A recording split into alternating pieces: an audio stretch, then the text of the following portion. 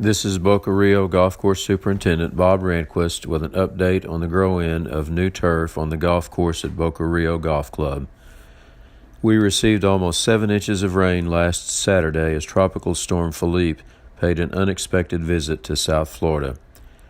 Some small areas on lake and canal banks suffered minor erosion, and some areas along sodded, sprigged interfaces around greens and tees that had been top-dressed with a sand-soil mixture also suffered some erosion.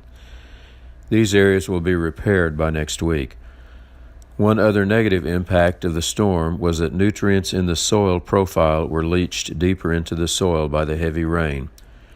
We spent time each day this week fertilizing greens, tees, fairways, or roughs to replenish nutrients that are needed to promote rapid growth and development of the new turf on these areas.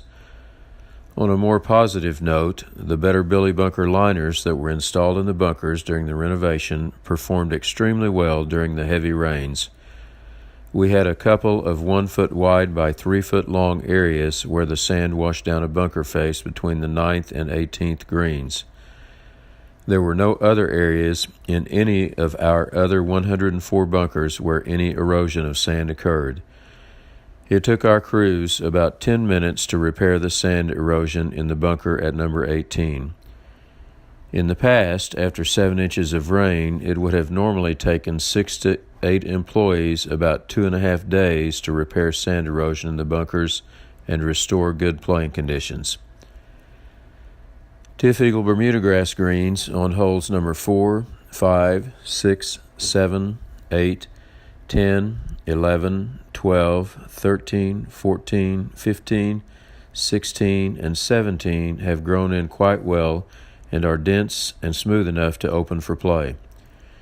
Greens on holes number 1, 2, 3, 9, 18, and the new practice green will be mowed at a lower mowing height next week, and the new Tiff Eagle turf on these greens will be dense and smooth enough in a couple more weeks to open for play.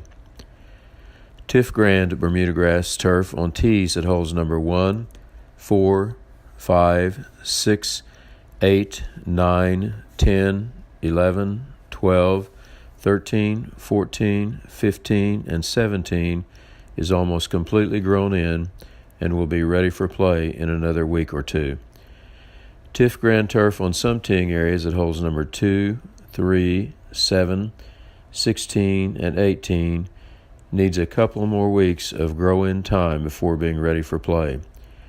Next week, we will sod a couple of areas on tees affected by shade issues to assure they are ready for play in the near future.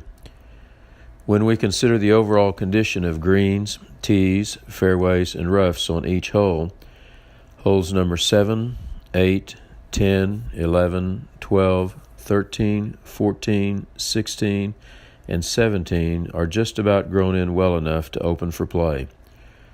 Holes number 1, 2, 3, 4, 5, 6, 9, 15, and 18 need a few more weeks of grow-in time before being ready for play. We will announce a decision regarding the reopening date about a week to 10 days before that date. The decision will be based on when I feel the new turf has adequate density and coverage to provide good playing conditions and support golf cart traffic without damaging the further development and maturing process of the turf. Turf on the golf course will not be perfect at that time, but it should be very good. If weather conditions are not unusually cold during the winter months, the new turf on all areas should continue improving through the winter months as we continue sand top dressing and rolling greens and fairways. Both the opening date and continued improvement of the new turf will be very dependent on weather conditions in the coming weeks and months. The artificial turf mat for the practice tee will be installed next week, and we hope to open the tee for practice from the turf mat area by the beginning of the following week. Thank you for your patience as we approach making an appropriate decision regarding the reopening date for the golf course.